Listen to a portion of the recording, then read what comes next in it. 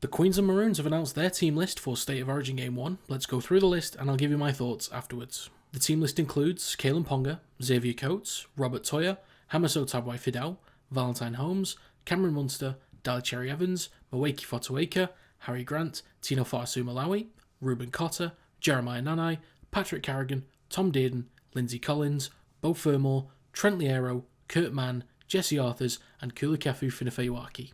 I'll be honest, when I first saw the team list, I was underwhelmed.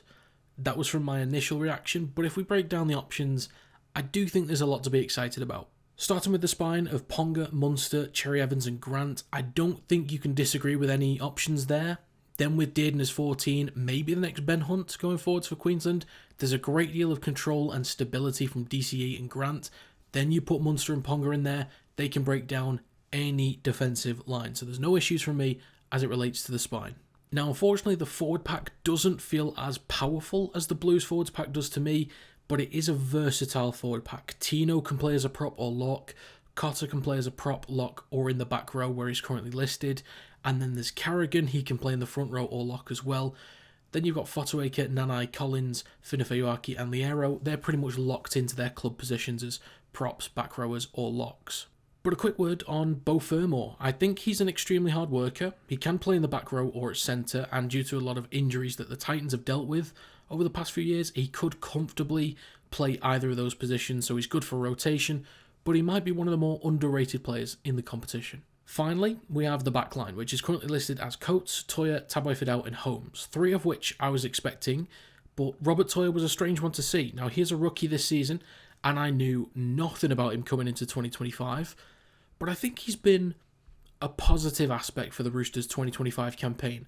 Even though they've been an inconsistent side, I think Toya has been fairly steady defensively, and he can be quite a handful in possession. He's only 20 years old, and this is a massive game to put him in after just 10 NRL games, but if Billy Slater wants to put faith in him, I wish him the best of luck. In terms of options that I would have looked at outside of this current team, I think Selwyn Cobbo is clearly one. Maybe not having his best season, but he's a quality player, and his experience at centre, wing and fullback over the last few years could be huge for cover, especially for the rest of the series.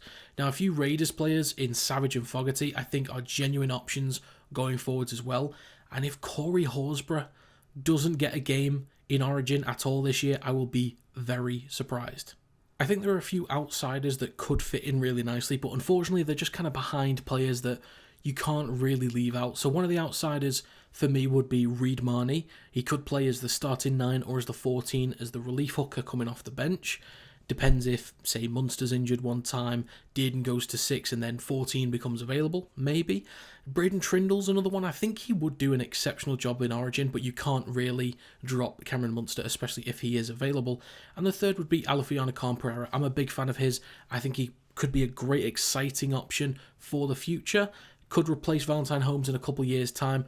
We will see. But there's a few outsiders there that I would like to see. I think there are also some really young players going forwards in Jai Gray and Jackson Purdue that could be looking for spots in the future. And I think if Robert Toya is getting picked at age 20, it lets all young players in the competition know that their lack of experience isn't a problem for Billy Slater.